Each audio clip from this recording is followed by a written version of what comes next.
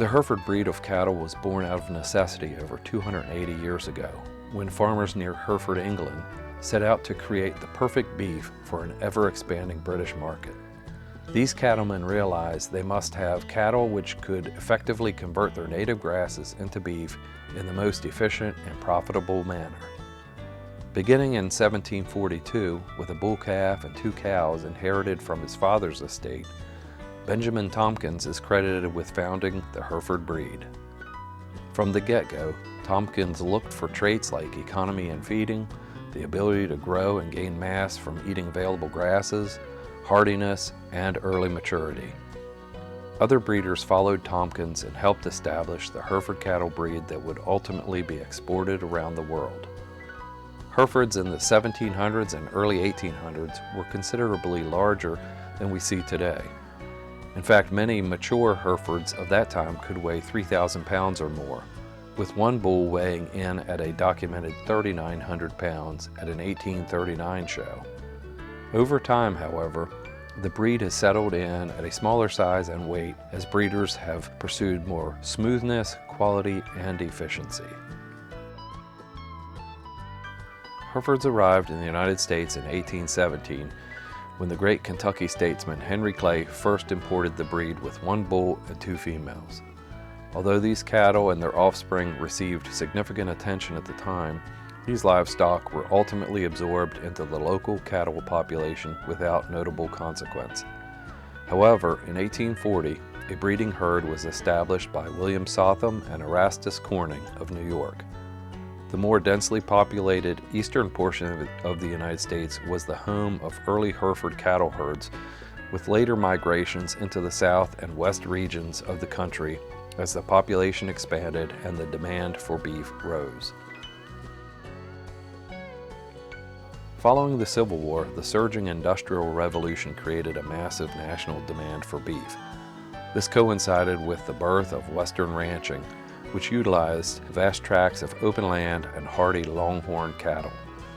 These cattle, descendants of Spanish herds brought from Mexico, had migrated north, and while longhorns were resilient enough to endure long-distance trail drives, they lacked the meat quality desired by a growing population. This is where the Hereford breed excelled and the demand for Hereford livestock boomed. Over the next century, through numerous shows and expositions, Herefords gained great acceptance from the cattlemen of America. Indeed, the cattle industry saw Herefords taken to every corner of America and become one of the key influencers of the nation's historical beef production. Herefords led the way in revolutionizing beef production in America by excelling in traits like early maturity and fattening ability. And to get this early maturity, breeders in the 1930s and 40s eagerly sought out a more compact breeding stock, short, low-set, and wide cattle. However, market changes away from this ideal eventually started to weigh against the breed, and this was reflected in the sales prices. The commercial market for fat, or tallow, declined, and consumers became less willing to buy excess fat on cuts from what they considered overdone cattle.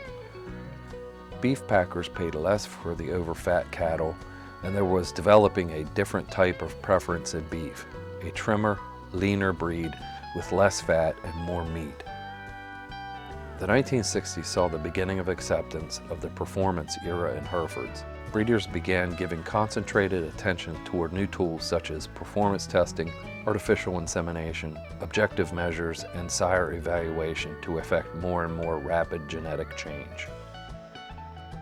While Herefords were the great improvers of the 19th century, several pivotal shifts beginning in the 1970s and 80s caused them to lose ground as a breed, particularly to the Black Angus breed.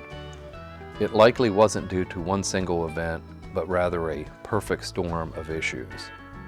Perhaps the most significant blow to the Herefords' dominance was the 1978 launch of the Certified Angus Beef program.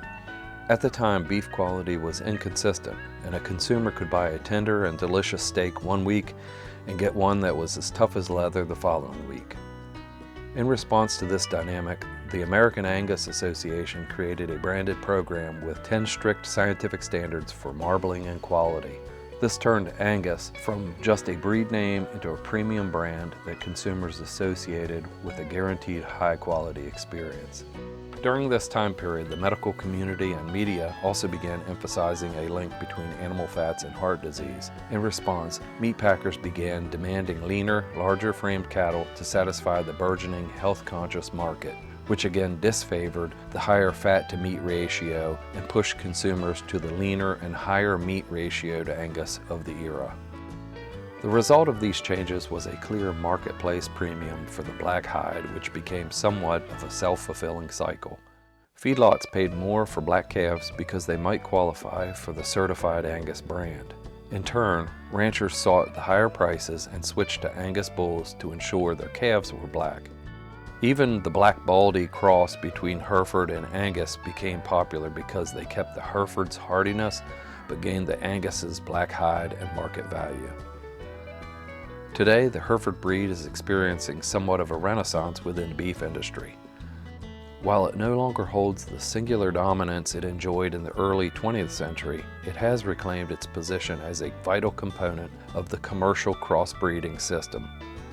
Modern Hereford breeders have successfully increased frame size and improved carcass traits while maintaining the breed's legendary docility and ability for cows to remain productive for many years.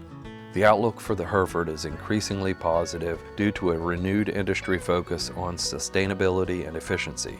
Because Herefords are exceptionally efficient at converting grass to energy, they are seen as a green solution for reducing the carbon footprint of beef production. Furthermore, the Certified Hereford Beef program has gained traction by highlighting the breed's unique flavor profile.